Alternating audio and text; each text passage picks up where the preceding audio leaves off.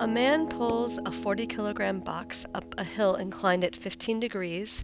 After pulling 70 meters up the slope, the box is traveling 5 meters per second. How much work did he do on the box in the 70 meters?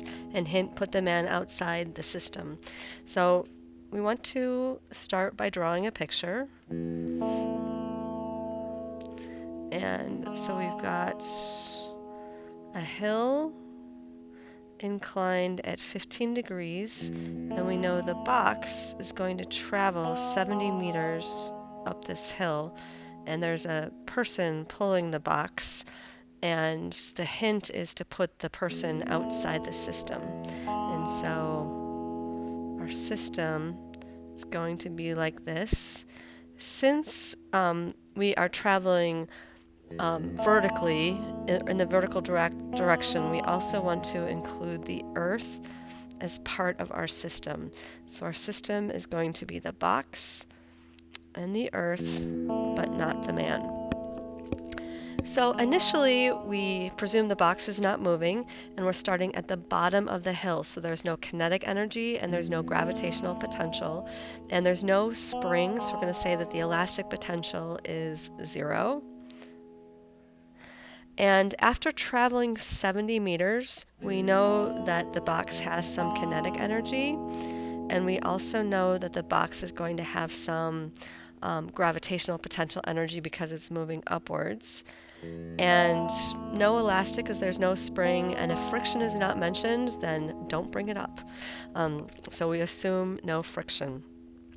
Now, again, where does this energy come from? Since the man is outside the system, we can say that he does work on the system, and he adds energy to the system. So we've got work being done by the man.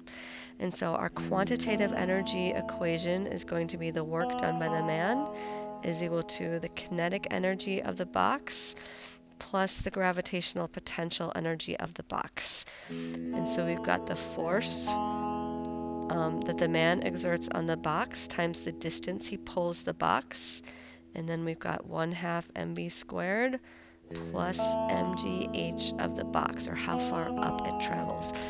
So I'm going to rewrite the variable equation up here so that you can see how I plug the numbers in. So we know that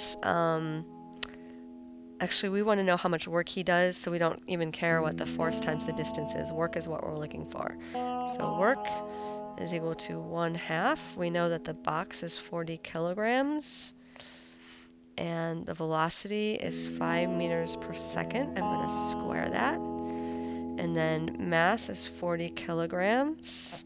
Gravity is 10 newtons per kilogram.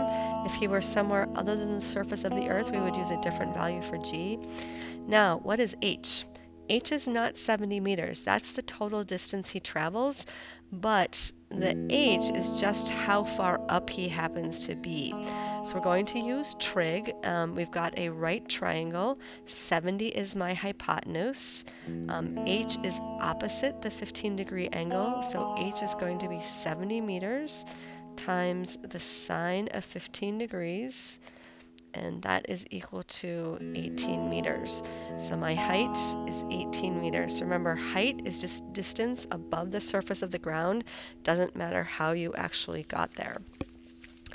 So I plug my values in, and I find out that I have 500 joules in my kinetic energy account, and I've got 7,200 joules in my potential energy account, which means I did 7,770 joules of work altogether. So that is the answer, and I just need to make sure that my bars correspond to the right amounts. So if we say that there are 7,200 joules in my potential energy account, and that represents 4 bars, that means 500 joules is going to be a little bit less than half a bar. So that is going to be about 500 joules, I think. Maybe a little bit less than that. So, that's the answer.